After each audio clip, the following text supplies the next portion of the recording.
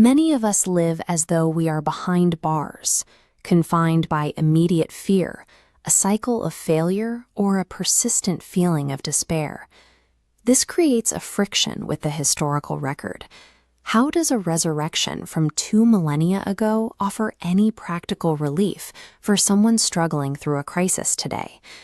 We often relegate this event to a religious footnote, something we acknowledge during a spring holiday before we return to our daily burdens.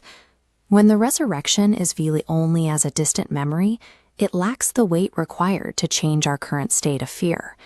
This event shatters the expected flow of history. The resurrection serves as the turning point of eternity, replacing the old trajectory with a new upward reality. Here, death loses its authority, and boundaries defining human limits dissolve. This shift identifies Jesus as far more than a moral teacher or a prophet. The empty tomb establishes him as the Son of God, the one who holds jurisdiction over both life and death. 1 Corinthians 15:20 describes Christ as the first fruits of those who have died. In the ancient world, the first fruits were a prototype, a physical guarantee that the rest of the harvest was on its way. Christ's victory serves as the opening chapter for every believer's individual story. Because this authority has shifted, the believer's daily life is now subject to the power of that victory rather than the limitations of the world.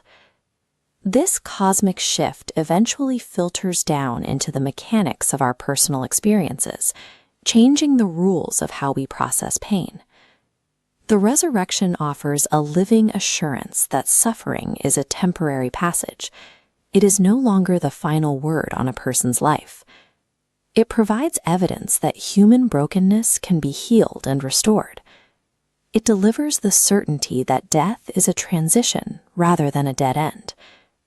In our darkest moments, this reality declares that there is more beyond our current sight, providing a counterweight to the pull of despair. The empty tomb acts as an active source of courage during the friction of daily trials. It infuses us with a specific strength when we reach the end of our personal resources. Consider the scale of this power. Our individual trials are finite data points, easily measured and limited. They are dwarfed by the infinite data set of resurrection power, which continues to expand without limit. This gap in power gives the believer a reason for confidence. No obstacle we face can overcome the force that raised Christ from the grave. This means a believer's endurance is fueled by a source that always outlasts the pressure of the opposition. When we embrace this reality, the resurrection moves from a theological concept to the center of our identity.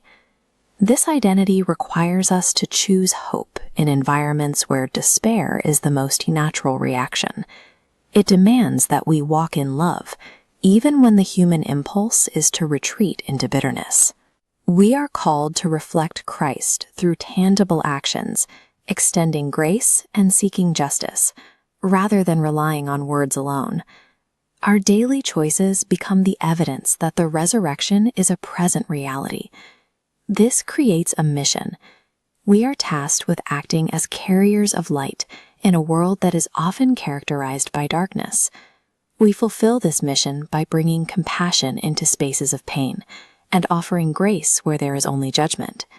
We do all of this knowing that the exact same power that emptied the grave now lives within us. The resurrection is a rhythm we live out every day. It's the framework for our work, for our relationships, and our quietest moments. Christ is risen. Because he is risen, we rise too.